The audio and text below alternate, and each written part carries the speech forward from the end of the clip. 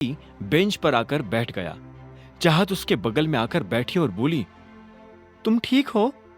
अभिनव ने बिना चाहत को देखे बस हाँ में सिर हिला दिया और बोला, अनन्या कैसी है? डॉक्टर कह रहे थे कि हम उसे आज शाम को घर ले जा सकते हैं। मुझे नहीं लगता कि वो शाम तक रुकने वाली है। वो अभी के अभी घर जाना चाहती है। अभिनव ने फिर से हाँ में सिर हिला दिया। उसे इस चीज में भी कोई दिक्कत नहीं थी। दोनों कुछ पल के लिए चुप रहे। आखिर में चाहत ने गहरी सांस ली और बोली, तुमने अनन्या को इस बारे में कुछ बताया क्यों नहीं? यह सुनते ही अभिनव को झटका लगा। उसने चाहत को देखा और बोला, किस बारे में? यही कि तुम उसकी जान बचाने के लिए इतने सारे गुंडों से एक साथ लड़ गए। यह सुनते अभिनव की सांस एक पल के लिए मानो अटक गई। भले ही अनन्या अभिनव को लड़ते हुए नहीं देख पाई थी, लेकिन चाहत ने तो उसके एक एक वार को देखा था। अभिनव की हैरानी को शांत करने के लिए चाहत मुस्कुराई और बोली, तुम तो बड़े खतरनाक लड़ते हो यार। खैर, ऐसा नहीं था कि मैं पहली बार तुम्हें यह सब करते हुए देख रही थी, लेकिन डूड, कल वाली फाइट तो वाज लाइक टॉप नॉच। पर तुमने मेरे सवाल का जवाब नहीं दिया। तुमने अनन्या को यह सब बताया क्यों नहीं? उससे क्या फर्क पड़ जाएगा? अभिनव ने हताशा भरे सुर में कहा। इस पर चाहत ने कहा, क्यों फर्क नहीं पड़ेगा? बहुत फर्क पड़ेगा। अभिनव, ऐसा कुछ तो है जो तुम मुझे बताना नहीं चाहते हो। तुम मुझसे कुछ छुपा रहे हो क्या? अभिनव ने यह सुनते ही अपना गला साफ किया और बोला, अगर तुम्हें यह डाउट हो रहा है कि मैंने फाइट करना कहाँ सीखा, तो मैं बता देता हूं। मैं सड़कों पर, गलियों में, गंदे स्कूल्स में, मैदानों में और यहां तक कि कॉलेज में भी बहुत लड़ा हूं। मैं अनाथ हूं, इसलिए मुझे अपनी जगह बनाने के लिए लड़ना पड़ता था। लड़ना मेरा शौक नहीं, मजबूरी है। और सच बताओ तो मुझे लड़ने के अलावा और कुछ आता भी नहीं। मुझे जिंदा रहने के लिए लड़ना पड़ता है।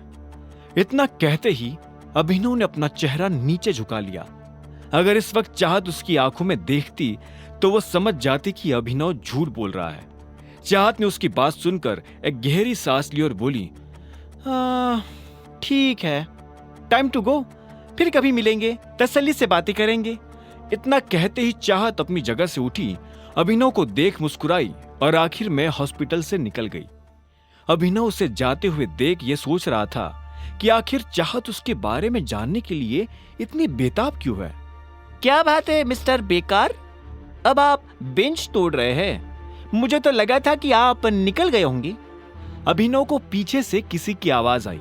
अभिनव आवाज सुनते ही समझ गया था कि ये शर्मिला की आवाज है। वो खड़ा हुआ और पलटा तो पाया कि शर्मिला और राजीव अनन्या के कमरे से बाहर आ गए थे। राजीव नजर नहीं आ रहा था। अभिनव ने अनुमान लगा लिया था कि वो डॉक्टर से मिलने गया होगा। हम लोग घर जा रहे हैं, तुम भी अपने हिसाब से पहुंच जाना, शर्मिला ने कहा और अनन्या की तरफ देखने लगी। अनन्या भी गुस्से में अभिनव को घूरते हुए देख रही थी। आखिर में शर्मिला ने कहा, चलो। अभिनव अब उन्हें बाहर जाते हुए देख रहा था। उनके लिफ्ट में घुसते ही अभिनव ने गहरी सांस ली। वो इतना तो समझ गया था कि इन जैसे लोगों की नजर में आने के लिए उसे अपने खून की आखिरी बूंद भी खर्च करनी पड़ सकती है। तभी राजीव उसके पास आया और बोला, तुम यहां क्यों खड़े हो? और शर्मिला और अनन्या कहाँ है? वो दोनों निकल गए हैं। राजीव ने इसके आगे कुछ नहीं पूछा। इन तीनों के बीच क्या हुआ होगा, राजीव ये पहले ही समझ चुका था। उसने भी एक गहरी सांस ली और फिर अपनी जेब से गाड़ी की चाबी निकालकर अभिनव की तरफ बढ़ाते हुए कहा, यह अनन्या की गाड़ी की चाबी है, तुम उसे लेकर घर आ सकते हो। और इतना कहकर राजीव भी वहां से बाहर निकल गया। अभिनव देख पा रहा था कि उन तीनों में अगर कोई अभिनव का सबसे ज्यादा ध्यान रखता था तो वो राजीव था। अभिनव नीचे आया और अनन्या की गाड़ी में बैठ गया। तभी उसे याद आया कि वो इन सब चक्करों में नंदिता को फोन लगाना तो भूल ही गया था। एक बार घर जाने के बाद शायद वो नंदिता को फोन नहीं लगा सकता था, इसलिए उसने अपनी जेब से कार्ड निकाला और नंदिता को फोन मिला दिया। पहली घंटी बजते ही नंदिता ने फोन उठा लिया और बोली, अगर तुमने फोन करने में 1 मिनट की भी देरी कर दी होती ना तो मैं तुम्हें जान से मार देती। नाम बताने से पहले पहचान गई किसका फोन है? हाँ, क्योंकि किसी की हिम्मत नहीं है कि मेरी परमिशन के बिना कोई मुझे फोन कर ले। ये काम सिर्फ एक ही आदमी कर सकता है, टाइगर। सही बात है, वैसे कल मैं तुम्हें कहना भूल गया, तुम तो काफी बड़ी हो गई हो नंदिता। अभिनव प्लीज मुझे नंदिता मत बुलाओ, उधर से अलायना ने कहा।